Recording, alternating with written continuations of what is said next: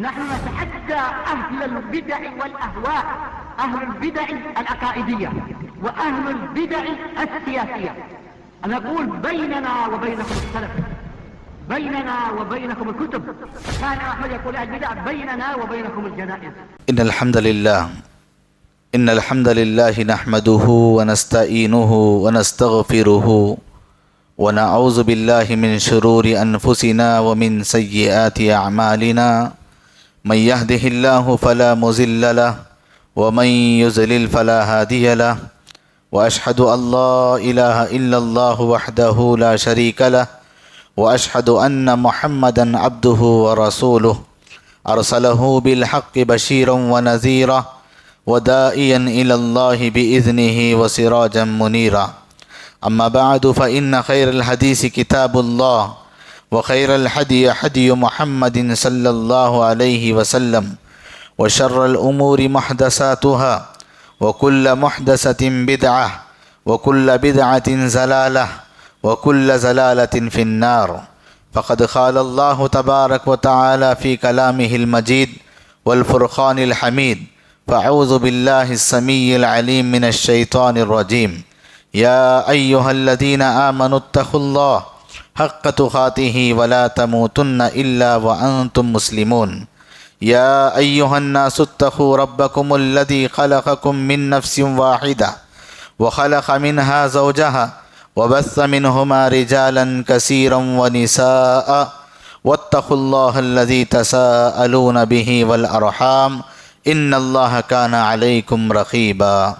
يا أيها الذين آمنوا اتقوا الله وقولوا قولا سديدا يصلح لكم أعمالكم ويغفر لكم ذنوبكم، ومن يطع الله ورسوله فقد فاز فوزا عظيما. رب اشرح لي صدري ويسر لي أمري واحلل عقدة من لساني يفقهوا قولي. باب من أدرك والديه فلم يدخل الجنة. آج کا درس نمبر 12 جو ہم نے شروع کیا ہے، باب اس بارے میں کہ جو والدین موجود ہونے کے باوجود جنت نہ پا سکے، تو اس کے متعلق یہاں پر حدیث لائے ہیں۔ راوی حدیث حضرت ابو ہریرہ رضی اللہ تعالیٰ عنہ ہے۔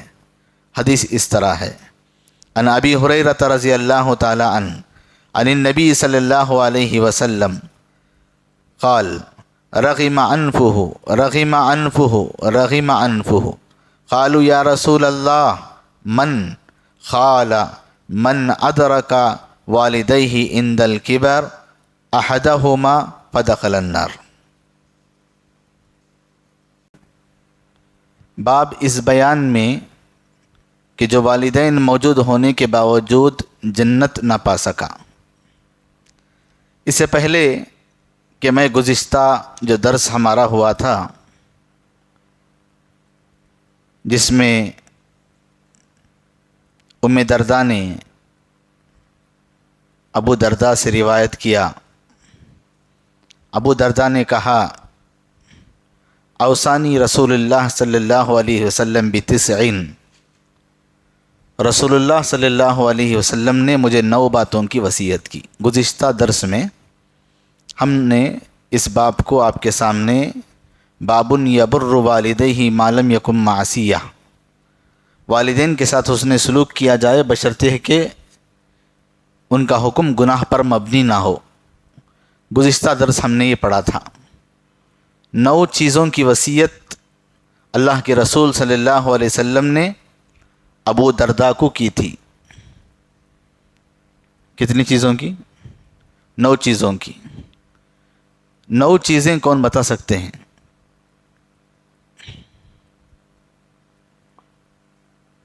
جو 9 چیزوں کی وصیت کی، کیا کیا چیزیں تھیں؟ اللہ کے ساتھ شرک نہ کرو، اگر تمہیں قتل کر دیا جائے یا جلا دیا جائے، نمبر 1۔ نمبر 2، جان بوجھ کر فرض نمازوں کو نہ چھوڑو اس لیے کہ تم اللہ کے ذمہ سے ختم ہو جاؤ گے، نمبر 2۔ نمبر 3، شراب نہ پیو اس لیے کہ وہ گناہوں کی چابی ہے، مفتاح الشر، برائیوں کی چابی ہے وہ۔ نمبر 4، والدین کی اطاعت کرو بشرطیہ کہ ان کا حکم گناہوں پر مبنی نہ ہو۔ نمبر 5، حکمرانوں کی فرما برداری کرو، ان سے جھگڑا نہ کرو۔ نمبر 6، جنگ کے میدان سے نہ بھاگو اگر تمہارے ساتھی چلے جائیں اور تمہیں شہید بھی ہونا پڑے۔ نمبر 7، اپنی حیثیت کے مطابق اپنے اہل خانہ پر خرچ کرو۔ نمبر 8، اپنے گھر والوں پر لاٹھی نہ اٹھاؤ۔ نمبر 9،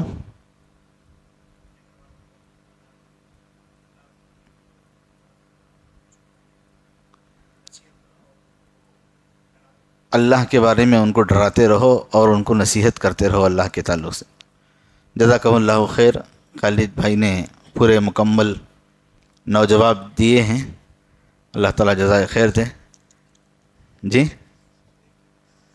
نہیں، خیر جو بھی ہو آپ نوٹ بھی کیے ہیں، جزاک اللہ خیر۔ اللہ تعالیٰ آپ کے علم میں عمل میں برکت عطا فرمائے۔ تو یہ ہماری 9 چیزیں گزشتہ درس میں گزری تھیں جو رسول اللہ صلی اللہ علیہ وسلم نے حضرت ابو درداء کو نصیحت کی تھی۔ تو آج کا جو درس ہے، والدین موجود ہیں، والدین موجود ہیں، ان کو موجود پاتے ہوئے بھی کوئی اگر جنت نہ پایا تو اس کے متعلق یہاں پر حدیث لائے ہیں امام بخاری رحمہ اللہ نے۔ حضرت ابو ہریرہ اس حدیث کے راوی ہیں۔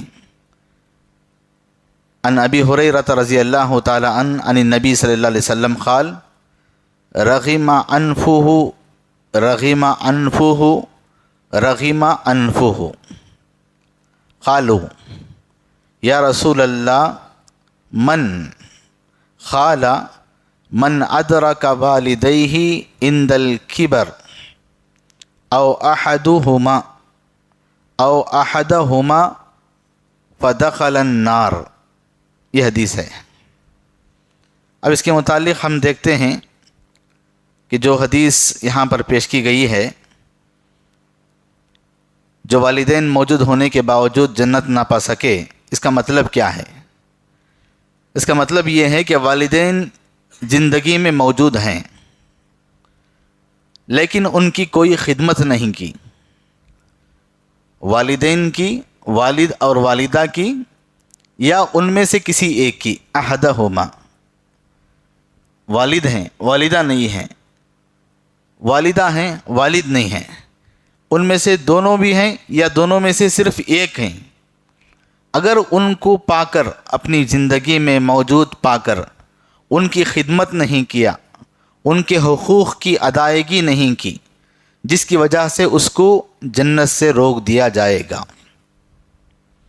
اگر کسی کے والدین زندہ ہیں یا ان دونوں میں سے کوئی ایک زندہ ہیں، اولاد ان کی خدمت نہیں کرتی ہے، ان کے صحت کا خیال نہیں کرتی ہیں، ان کے دوائیوں، ان کے بیماریوں کے متعلق کچھ سوچتی نہیں ہے، ان کی کوئی خدمت نہیں کرتی ہے، تو ایسے اولاد کے لیے اللہ تبارک و تعالی جنت کو روک دے گا۔ ایسے شخص کا بیان یہ باب باندھا ہے امام بخاری نے۔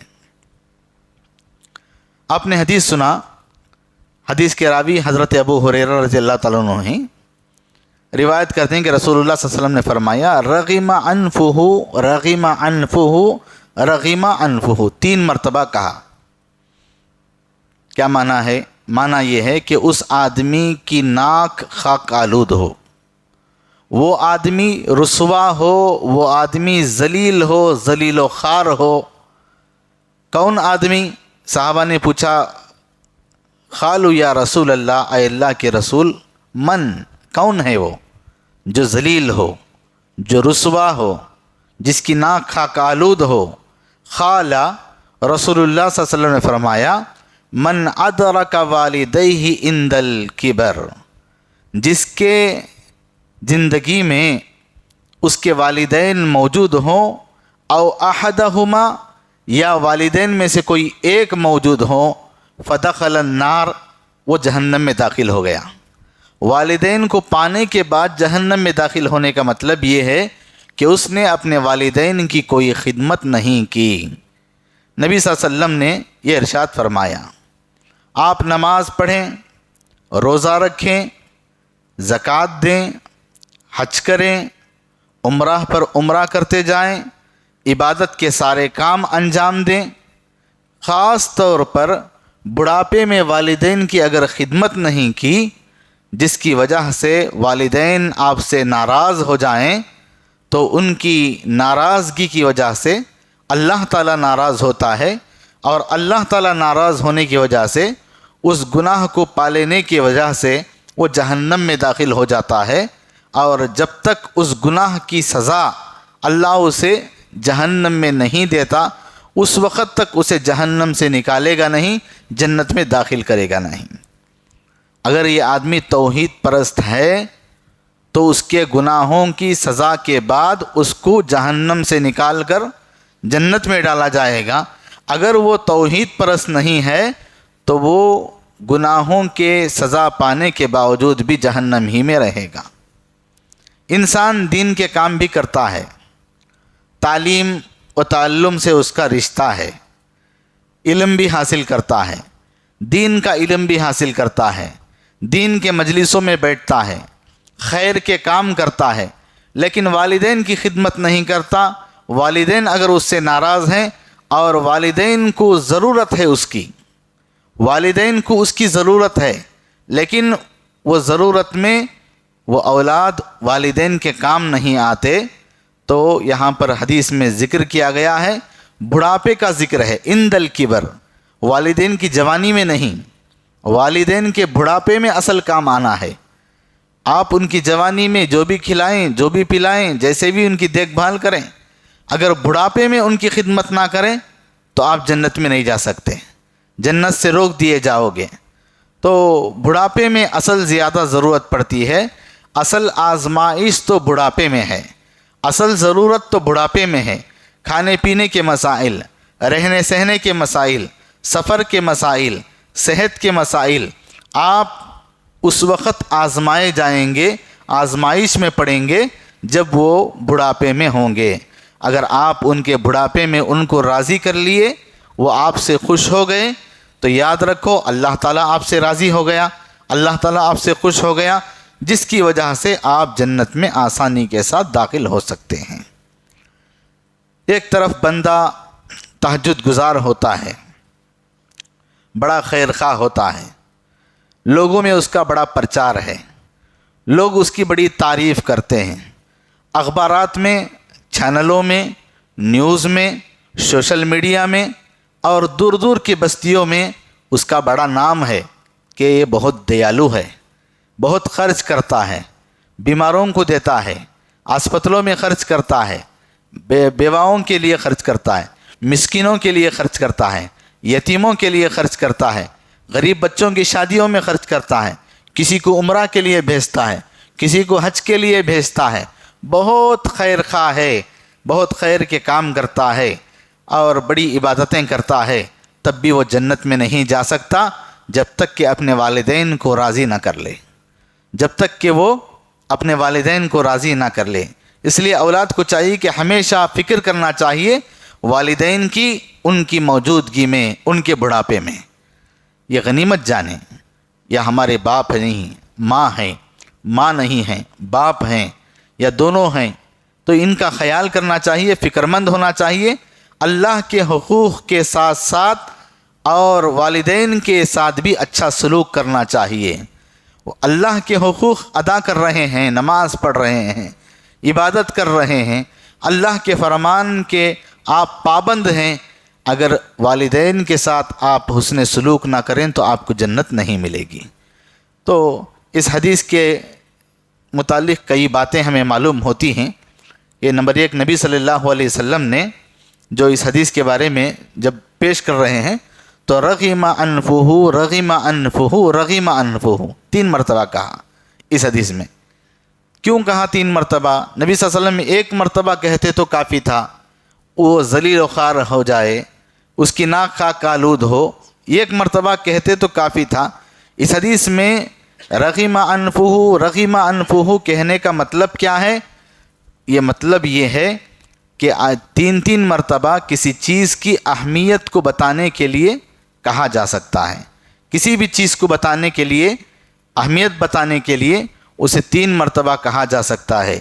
پھر اسی طریقے سے دوسرا باب جو یہاں پر لائے ہیں، باب من بر والداہ زاد اللہ فی عمرہ، اپنے والدین سے حسن سلوک کرے گا جو شخص، اللہ اس کی عمر میں اضافہ کرے گا۔ یہاں پر یہ دوسرا باب امام بخاری رحمہ اللہ نے لایا ہے۔ اس باب میں امام بخاری نے جو فائدہ بتایا ہے، انسان کی زندگی کا سب سے بڑا مقصد جنت کو حاصل کرنا ہے، لیکن کسی انسان کو لمبی عمر نیکی کرنے کے ساتھ ساتھ مل جائے تو یہ بہت بڑا اللہ کا انعام ہے۔ انسان کو لمبی عمر ملنا یہ بڑے نعمت کی بات نہیں ہے۔ انسان لمبی عمر پا کر اگر گناہ کرے، انسان لمبی عمر پا کر معصیت میں ڈوبا رہے، لمبی عمر پا کر اللہ کی عبادت نہ کرے تو اس کی عمر بیکار ہے۔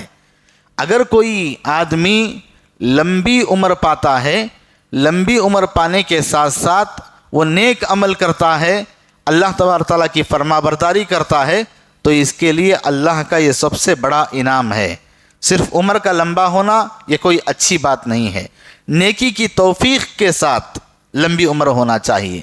نیکی کی توفیق کے ساتھ اکثر لوگ جوانی میں بڑے عبادت گزار ہوتے ہیں، جوانی میں اللہ کی کثرت سے عبادت کرتے ہیں، پہلی صف میں ہوتے ہیں، اللہ کی عبادت کرتے ہیں، لیکن جب ان کے بڑھاپے کا عالم آتا ہے تو وہ مسجد کو بھول جاتے ہیں، گھر میں رہتے ہیں، کبھی نماز کو نہیں آتے، کبھی جمعہ کو نہیں آتے، کبھی قرآن کی تلاوت نہیں کرتے۔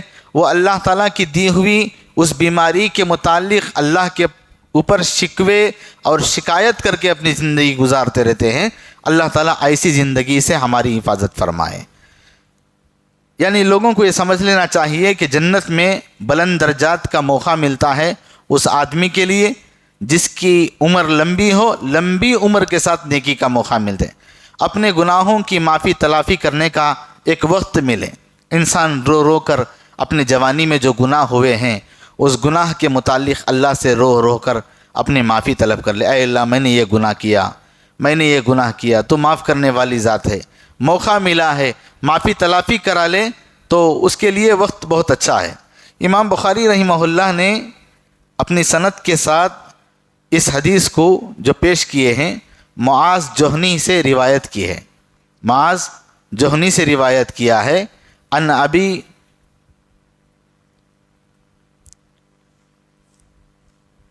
معاذ ابن جہنی رضی اللہ تعالیٰ عنہ، یہ معاذ جہنی سے روایت کرتے ہیں، کہا کہ قال نبی صلی اللہ علیہ وسلم من بر والدیہ طوبی لہ، یہاں پر یہ پیش کیا ہے کہ رسول اللہ صلی اللہ علیہ وسلم نے فرمایا جس شخص نے اپنے والدین کے ساتھ اچھا سلوک کیا اس کے لیے خوشخبری ہے، طوبی لہ خوشخبری ہے۔ پھر فرمایا زاد اللہ عز وجل فی عمرہ، فرمایا اللہ تعالیٰ اس کی عمر میں اضافہ کرے گا۔ یہاں پر امام بخاری رحمہ اللہ نے اس حدیث کو پیش کیا ہے کہ اللہ کے نبی صلی اللہ علیہ وسلم نے فرمایا اس کے لیے طوبہ ہے۔ طوبہ کے بارے میں ہم آگے بتاتے ہیں کہ طوبہ کسے کہتے ہیں۔ یہاں خوشخبری بتائی گئی ہے، اس کی عمر میں اضافہ ہے، وہ آدمی کی عمر لمبی ہو اس کے لیے۔ حدیث کا درجہ کیا ہے سب سے پہلے یہ دیکھتے ہیں۔ امام بخاری رحمہ اللہ نے جو سند کے ساتھ یہاں پر جو حدیث پیش کیا ہے یہ حدیث ضعیف ہے، یہ حدیث ضعیف ہے، یہاں جو سند کے ساتھ پیش کی گئی ہے۔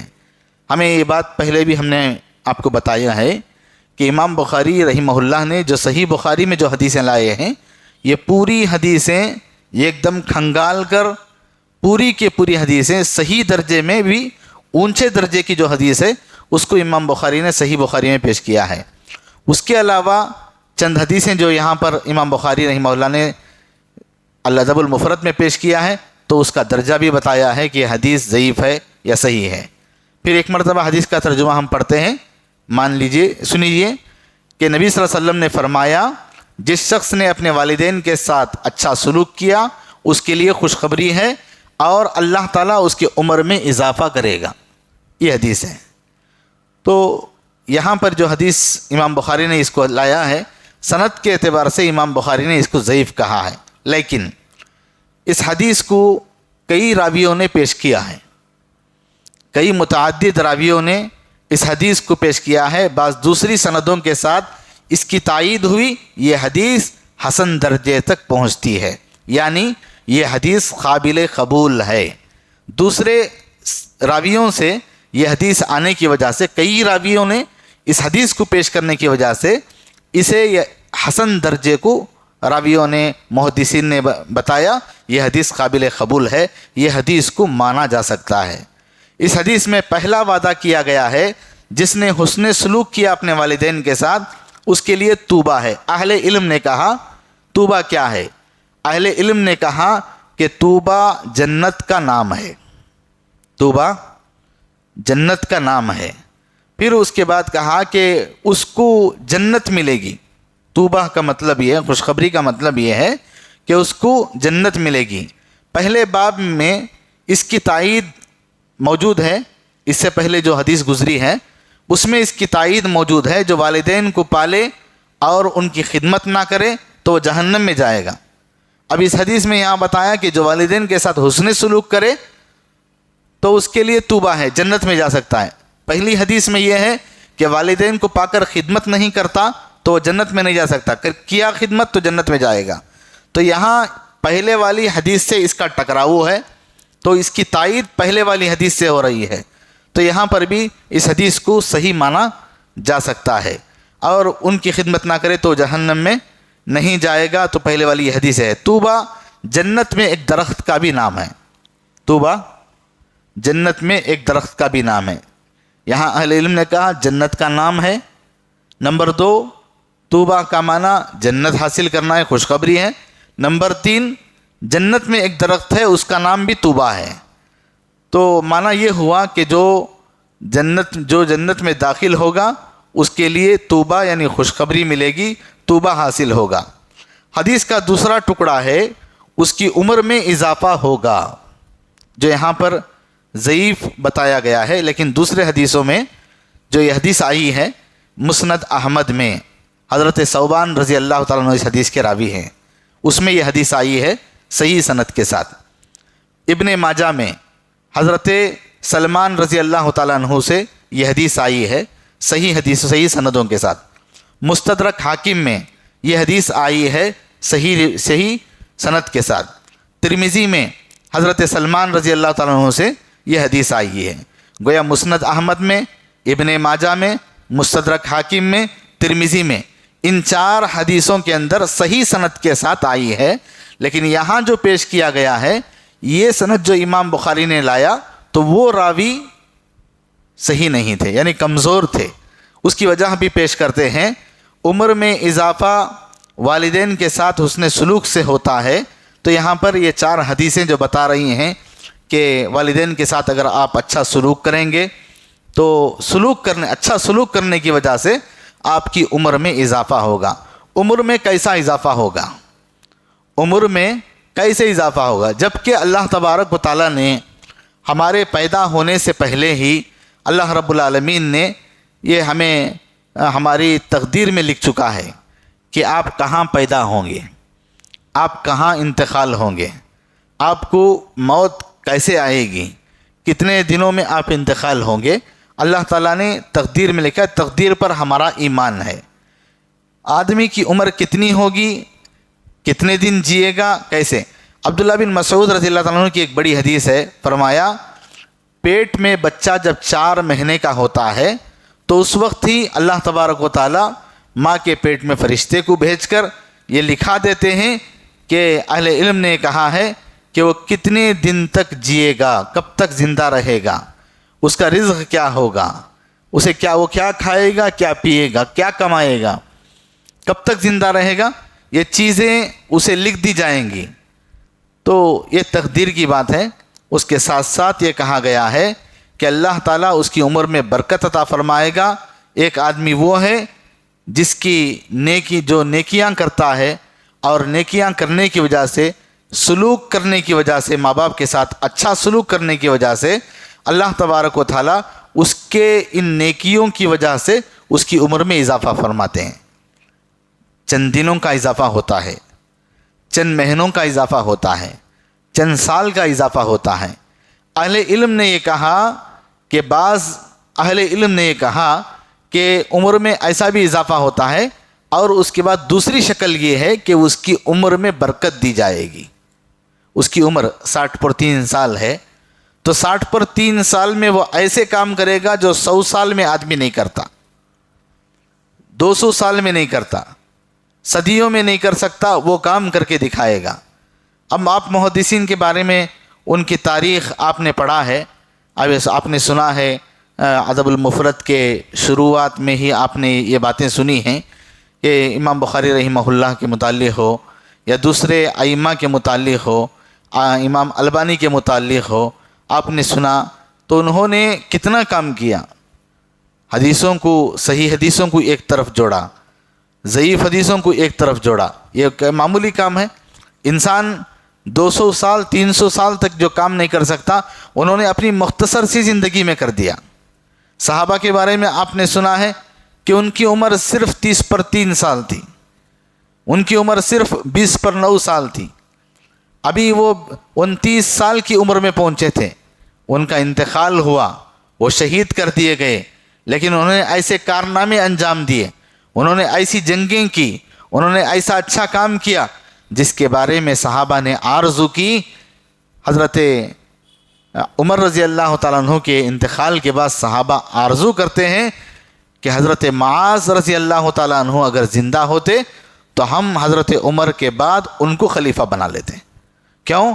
اس لیے کہ انہوں نے اپنی کم عمر میں اتنا زیادہ دین کی خدمت کی، اتنا زیادہ حدیثوں کی حفاظت کی، قرآن کے حافظ اور اچھے قاری بنے، اور پھر دین کی اتنی زیادہ خدمت کی انہوں نے، صحابہ نے خواہش ظاہر کی، آرزو کی، تمنا کی۔